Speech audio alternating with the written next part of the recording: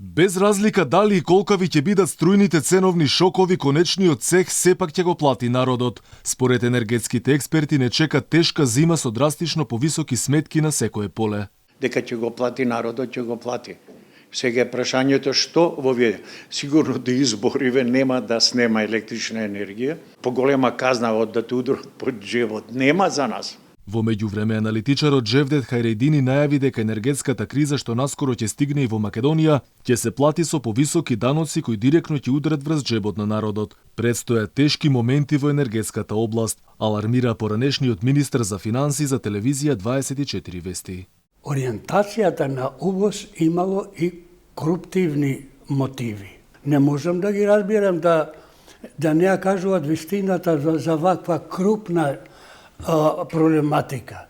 Да рече дека ние го пуштивме, сега преземна мерки, пуштаме вториот блок во Битола. Па никој господинот не чувствува потреба генералниот директор на ЕНЕМ да кажа па што не го пуштил пред да почне да влече струја од европската мрежа на електроенергетски систем на Европа, за да се плати сега 30 и уште преземат и денеска. По најавите дека Македонија може да се соочи со енергетска криза, од владата се обидуваат да ја смират реакцијата на јавноста, обидувајќи дека се ставени на располагање сите механизми со цел да се обезбеди доволно количество на струја. Во функција е ставен вториот блок на РЕК Битола, а се очекува да заврши и тендерот за набавка на јаглен за вклучување на третиот блок. Но иако владата смета дека нема простор за загриженост, од опозицијската ВМРО ДПМН е тврде дека состојбата е алармантна и лошо се менаџира. Дека тоа е така веќе предупредија и редица експерти. Константин Димитров рече дека владата го преспала периодов, додека земјите од соседството активно работеле на изградба на капацитети. Дека е тоа светски и европски проблем се не е точно.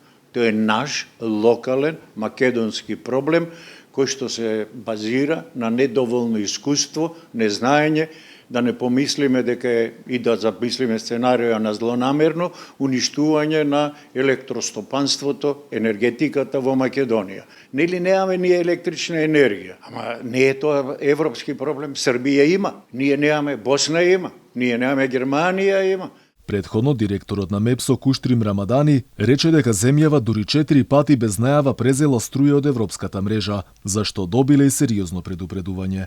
Цената на електричната енергија за домаќинствата барем до нова година ќе остане иста, каква што е во моментов, а за после 1 јануари со Господ напред, кога ќе имаме нова корекција на цената на електричната енергија.